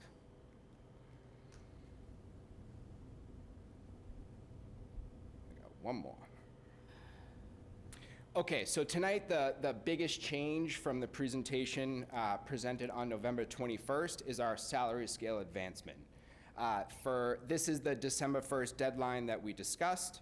The budget developed on November 21st did not incorporate any salary scale advancements at that time, again, because the deadline had not hit. We don't enter all of those until after December 1st. So the final outcome, we had 41 teachers apply for salary scale advancement for FY26. This totaled 128,000. If you're trying to compare this to prior years to get a sense if this is high or if this is low, for FY25, the year we're in now, we had 32 teachers apply for a cost of approximately $79,000. So you can see this is up almost 50%. There's really two reasons for this. The main one is because we had 9 additional teachers apply for salary scale advancement this year. And in addition to that, we changed our teacher salary schedule a lot this year. So those values between columns have changed. Therefore, the increase comparatively from a prior year has also changed. So that is relatively high, at least compared to last year. The Essex County, where we have a lot of our employees who are not DESE certified, their retirement is with Essex County. They have, I believe, until either December 6th or December 15th, I forget the exact date, to issue us our appropriation letter, which spells out how much we have to pay to be a member of the county retirement system for next year. In the preliminary budget, I did incorporate an increase of $110,000, or roughly 9.5%. Unfortunately, because of the increase in our ESP contract, this came in a lot higher than I anticipated. It came in at a total of $148,000 increase over FY25, which is a pretty substantial increase. The net result from the preliminary budget is an increase of $35,000. So the very first budget I presented to you, I incorporated about 110. Again, it's coming in at 147. So for tonight's presentation, that means an increase of approximately $36,000. The next is, again, the December 1st deadline. We have, I believe, 9 teachers eligible for sick day buyback at the end of this school year. It is based on the teacher's contract and represents a percentage of your sick day buyback. I believe it's a 5% cap. If they give us their notification by December 1st, they become eligible for sick day buyback. Those notifications we received before November 1st, I did incorporate into the preliminary budget. This does incorporate 3 additional sick day buybacks that happened between the preliminary budget and today. So that is another increase of approximately $17,000. Due to those salary scale advancements, if anyone were to look at our old salary schedule, columns B and M don't have 12 steps. So if somebody is on the bottom step and they then ask for a salary scale advancement, they actually then get a step increment increase as well. So because of those salary scale advancements, we have updates to our step increments for approximately $7,000. There are a few minor updates from the preliminary budget to today, a few $100 here and there. The net result is an increase of $1,800. Now, the last item is what I discussed a little bit earlier. We do have a transfer of 1 ESP from the Bucher to the middle school. The reason for the increase here, you would think it would just be a straight transfer. Our elementary ESP's average workday is 6.2 hours, but then when they go up to the secondary level, it becomes 6.3. So it's 0.1 hour more a day. So because we transferred it from the elementary level to the secondary level, their salary goes up a little bit. On the flip side, we do have a few decreases to work into the update today. There are 6 retirements that we received before December 1st. However, I have only incorporated salary reductions on 4 of them. That total reduction accumulates to a drop in our budget of $91,000. The reason we don't incorporate all 6 of them, a good example I have is our psychologists. Let's just say we have a psychologist who gave us their retirement. It is a very good possibility that the psychologist we replace them with has a doctorate degree. You really have to go through a lot of schooling to be a psychologist. Most of our psychologists are on the bottom end of the salary schedule. So for certain types of retirements, depending on what position it is, we don't work in salary savings. So out of the 6 retirements, this covers 4 of them. We left 2 of them flat at the moment, at least. The last item, I will admit, was, I don't know if I call it a mistake or an oversight on my part, but I was absent for the last teachers' negotiation. Unfortunately, wife got in an accident, I couldn't make it, but at that, prior to the last negotiation, there was conversation around year 2 and 3 of the teacher's contract. I thought we landed on a 3.5% COLA in FY26 and a 3% for FY27. Those were actually reversed in the final agreement. FY26 was 3, FY27 is 3.5. So I reduced the COLA for the teachers in FY26 by 0.5% because that's not equal to the COLA in the agreement. The result of that was a decrease in the overall budget of approximately $92,000. Okay, hold on. So those are kind of the major, the updates around kind of the regular daily business in the budget building. The last item I'm going to discuss briefly, it has a pretty big impact on our budget. At the last Capital Planning and Finance Subcommittee meeting on December 6th, a recommendation was made from the school committee members of the subcommittee, and I'm kind of going to just summarize it. The preliminary budget that we presented on November 21st would have most likely resulted in an operational override in at least one of our communities, if not both, at the April 2025 annual town meeting.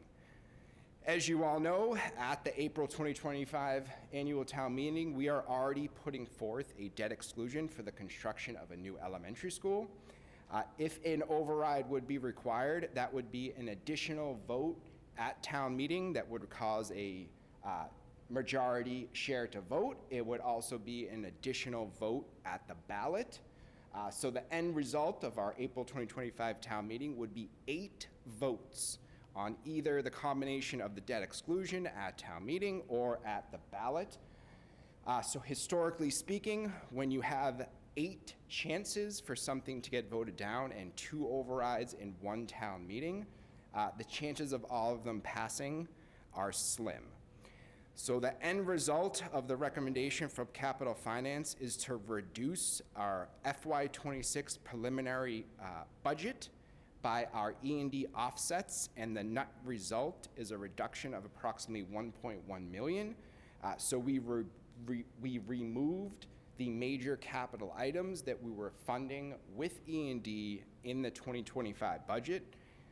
What this ends up doing is reduces our overall operating budget by almost 3%. So as we presented it to you on November 21st, our original preliminary budget request was an increase of approximately $3.3 million, or roughly 7.12%. Tonight's update, with the incorporation of the reduction of our E&D offsets, our overall increase is now being reduced to $2.2 million, or roughly a 4.75% increase. Again, that's a reduction of 1.1, or a little less than 2.5. Oh, before you go on. Of course. What, did I hear correctly that you're removing a number of capital items? That is correct. What are they? So off the top of my head, I believe it was a transfer to the capital stabilization of approximately $450. It was reserved for extraordinary maintenance, which was most likely going to be tagged to boiler expenses of, I believe, $350, and the last item, $350,000? I think so. I can get you they're in the prelim. Actually, I think they're on one I of was the. going to say, is it in the other exhibit? It's in the In the exhibit, Yeah. sure. That's definitely one that should be flagged anyhow for an energy conversion to electricity. Did I leave off right here? Sorry. Yeah. So ultimately, the town assessments, the result from the prior meeting, we had Hamilton at an increase of roughly 8.25. After tonight's presentation, if we move forward with it, would be an increase of approximately 5.25. Again, a reduction of about 3%. For Wenham, we originally came out with an increase of 10%. Now with these reductions, that is being reduced to 7%. Again, a reduction of roughly 3%. And again, overall for the district, we are moving to a town net assessment originally requested at $3.3 million, down to $2.1 million, or roughly an increase year over year of 5.88%. So that's kind of the updates tonight. Just in terms of timeline, over the next few weeks, Eric and I will meet with all the budget holders again to go through the budget one more time before the tentative vote on January 2nd. Between now and January 2nd, I don't really want to update or change too much. before the vote, obviously. So get to know this budget that's in front of you and that's presented on the exhibit. This will be the main one you vote on for the tentative budget. There will be at least one update to the tentative budget at the January 2nd meeting. That is a result of the debt that Kevin came in last meeting and sought your approval on. The original interest rate I put in for that borrowing, I believe, was 4%, but it came in at just below 2%. So we have a little bit of savings in our debt service budget, which is the second half of our budget. I will update you on the 2nd once those final numbers come in this week. And that'll be pretty much the only change for January 2nd. However, between January 2nd and the final budget, our conversations with the community, we still need to drop this budget a pretty significant amount to avoid those additional votes at town meeting in April. So between your tentative vote on the 2nd and the final budget on, I believe, February 8th, I think, you will see additional changes and reductions from what's presented here tonight. I can take any questions or, yes, You back up of course. a couple slides. Tell me when you're ready. One more, I think this is it. Yep. For those that don't speak school committee, could you translate reduce expenses offset by E&D? Yep, so in the simplest of terms I can put is we have leftover money that has to be put towards your next year's budget.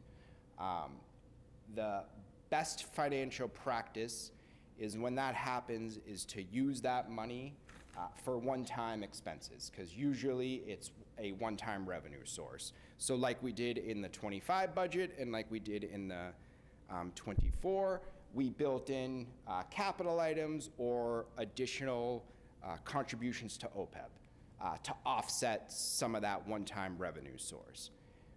What we're doing now is removing those additional expenditures that we put in and using that one-time revenue to supplement our operating budget for 1 year. So we're like paying the mortgage with savings instead of our paycheck? It's correct, yep. Okay. Second question related to that is... Trent, can you just talk just so that people are sorry. watching the Yeah. recording, they can hear you? Second question related to that is, if that is one-time money, what is the expected outcome in FY27? If I had to take a prediction, close to the original preliminary budget we presented on November 21st. So right now, if I think back up one slide. So to really fund the district from 1 year to the next, it would require somewhere around a 7% increase year over year. We are deflating that amount for 1 year and pushing it off to So will that force another 27. override requirement at that future date? I can't exactly answer that because a lot of other things could happen between now and then. If everything stayed exactly the same, it would probably equate to that next year. But I cannot say for certain. A lot of things that happen on the town side will affect us as well. So can't quite say for sure certain what will happen in 27.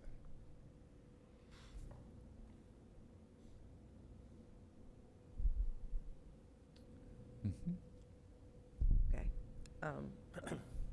You answered my question already, so. Yeah, I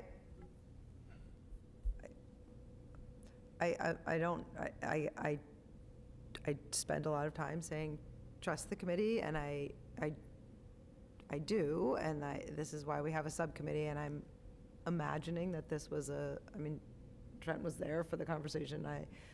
This is a challenging recommendation to make, I imagine. It's pretty, so I'm mostly just saying thank you to the subcommittee for doing what I know is difficult and complicated work to make a recommendation around something that's pretty complicated. There's no easy answer. There's no.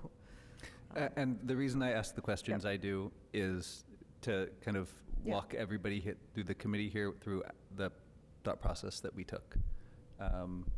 Because in the end, if we are able to avoid the additional votes in April, barring winning the lottery, right, something unforeseen, are likely pushing that off to the following year. But we're not putting them at April. Yeah, no, I appreciate, I mean, and like I said, I imagine it was a fairly robust conversation, that it's not an easy decision, and I really appreciate you coming, that the subcommittee's feeling is this is the best option. Oh, yes, we talked about it ad nauseum. Yep. And came up with this was the best approach. I think that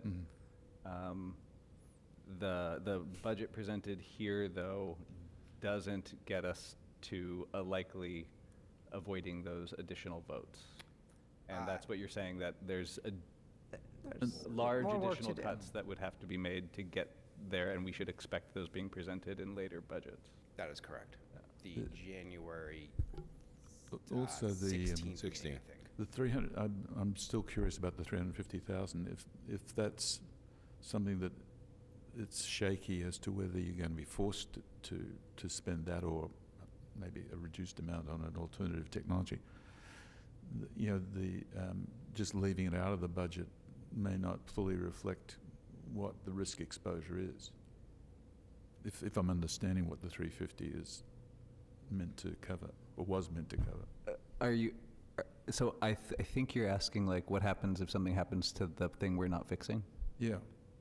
And the feedback I'd had third hand, so I don't know how reliable it is that the facilities manager, new facilities manager himself, is very concerned that it can fall over at any time.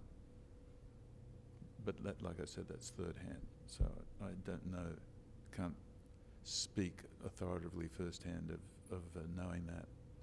But if it's true, I assume there's a reason why it was put in there in the first place.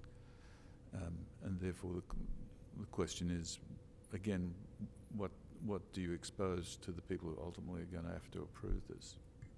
So I don't know if it brings you comfort in terms of removing that money if something were to happen next year.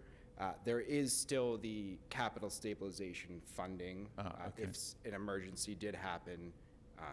So that in would the cover school that bit. Depending what it is and how large you are. Well, let's say it's 350. There is 350 there. Okay. Yep. Great, thank you. Okay. Anything else? Can I just add? Yep. Yeah, I think I just want people to be clear that there's still a lot of work to be done. As Trent said, there's the committee, we went back and forth and said, okay, here's what we can get. We still need to dig into the budget. There's probably depending on where the towns are, we're still working with them to try to figure out where they are, between 400 and maybe 850,000 that might have to come out of this budget, maybe more, but we haven't heard back from one of the towns on even their own situation. So once we figure out where the two towns are at, we'll come back around too with some of those adjustments, as we've done in the past. We work with them all along the way to try and present a budget that they can actually afford as well. So The next 3 weeks for the leadership team are chipping away. going to be a little difficult. It'll be uncomfortable. Everyone okay with Yep. their questions? Right. Thank you, guys. Thank you. Thank you, Vinny. Thanks a lot. Thank you, Vinny. Okay. All right, committee reports. Capital Finance. I feel like that kind of was your Yeah, that report. was it. I don't know if you had anything else to add. Policy. I think we've covered, but Yep, go we've ahead. Covered. I'll be sending her an email tonight to plan a meeting in January. Great. Negotiations. Nothing to report. Nothing to report. Do we have a secretary report? Sorry. All right. And superintendent's report, Eric? Yep, just a couple of quick items. Just so people are aware, during the next 2 weeks, the central office building will be inaccessible. It'll be closed we're having asbestos abatement. Oh, that was great. found during a rug replacement we were doing this summer that tore up some tile that has tested positive for asbestos. So they're removing that next week. So the building is inaccessible for the 2 weeks. We are here and around. We'll be at various buildings. So we have some of our staff at the Bucher, some of our staff at the high school. So Jeez. if you need us, email is going to be the best way to get anybody through central office. Some people may forward their phones, but they're not necessarily in an office. How extensive was the find of asbestos? It was in Eric and I's office, in the tile. Oh, that's not good. We got, yeah, it was least weird. it was ours. It was just the two, right? It was just his and mine. So. So somebody targeted you. 2 years ago. A lot of foresight. It's new, it's novel. Today, our OPM, PMA, submitted our schematic design package, which is almost 1,000 pages of information related to the elementary school project. And good news on that front, we have better numbers right now. It looks like we're we're down from the 151 million original price tag down to about 142 million, slightly over. It's like 142.2 million. And with a reimbursement from the state currently sitting at approximately 48 million, that number can still go up because there are still incentive points that we can get along the way, but that's right now numbers that are on the table for submission with the schematic design. There's a process that will occur in, I believe, February, where we meet with the MSBA after they review our submission, and we can negotiate for some of the other areas that are not currently reimbursable, considered reimbursable by them, to see if we can get them included. And then as we get into early March, we'll have an even more finalized number, but right now that's where we're at. By the way, I forgot to mention that MSBA are now starting to subsidise heat pumps, so there may be a double whammy from Mass Save and MSBA. Yeah, yeah, and that's one of the energy people that work with the architects, that's what they've been doing all along the way, trying to figure out where we can get rebates, even with our heat, the HVAC system selection. There are certain rebates that you can get not only from Mass Save, but like the town of Hamilton went with geothermal, Yeah. which is hugely expensive up Yeah, front, but you can qualify for some possible reimbursements. The problem with the reimbursements from the Fed side is there's no guarantee that you'll get it, so you have to front the money Yeah. and hope that you'll get it, so which is a piece that honestly reduced the elementary school project by at least $4.85 million, right around there. That was the cost of just doing geothermal. Yeah, that's On top of all the other heating appliances, but, yeah, it may be an overkill. and then, so that's all on the building front. Happy holidays to everyone. I'm looking forward to an exciting 2025. I hope our staff, students, and families have a great couple weeks off. Well, those who get the time off, have some time off, so, thank you. Okay. Thank you. I wanted to, on the chair's report, I know I'm going to toss to Amy. She had a little bit of an update. Oh, yeah. I'm meeting tomorrow morning with Chris Ford, the member of the community who has volunteered to help out with the visual communications project. Excellent. Thank you for keeping us updated. And I don't have much else. I do want to remind all committee members that our next meeting is a Zoom meeting on January 2nd. So make sure that's in your calendars. Is it a 7 p.m.? 7 p.m. Yep. Next Zoom meeting It is a Zoom meeting, and that is, the primary topic of that meeting will be the presentation and vote on the tentative budget. Correct. So, That's on the budget. tentative budget. Tentative budget. Yep. So what you see here tonight, with maybe a few small tweaks, but it'll be very close. And that, just a reminder that we did make that date. I know it's not an ideal date, but it's just when you back up from you know, the town meeting, what dates we need to have the budget in, We'll have that's to what we ended up. postpone our hangovers. What was that? We'll have to postpone our hangovers. Exactly. It's the evening of the 2nd, so, you know. And then I did want to say that we have on the calendar, which I will be attending, the first meeting to discuss the regional agreement. Oh. Janelle deserves a medal. She's finally done it, so that is on January 8th. And Janelle finally found a time that everyone, all the different parties can come together, and we'll start having a discussion about the regional agreement. Who is that discussion with? So this is why it's complicated, right? So it's the school representative from the school committee. Both towns need a representative. The legal councils Oh, God. need to come. Right. And Boy, this- FinCom FinCom, needs to yeah. come, have representatives. So it's a big group, but it's exciting and I think very timely to open up that conversation about a regional agreement, which is quite old. So, Should be interesting. yeah. All right, anybody have any questions for me? That was going to be my question. I know, I think you were the magic charm, which got asked last time, and, yeah. no, Cleo wants it, we got to get it done. Exactly, no. Janelle has been working just tirelessly to get that done, so. All right, does anyone have topics for future meetings? Nope. If you think of something, email me. Will we? Anybody have anything else? Would you like a motion? I would love one. I move that we adjourn. 9:07. 9:07.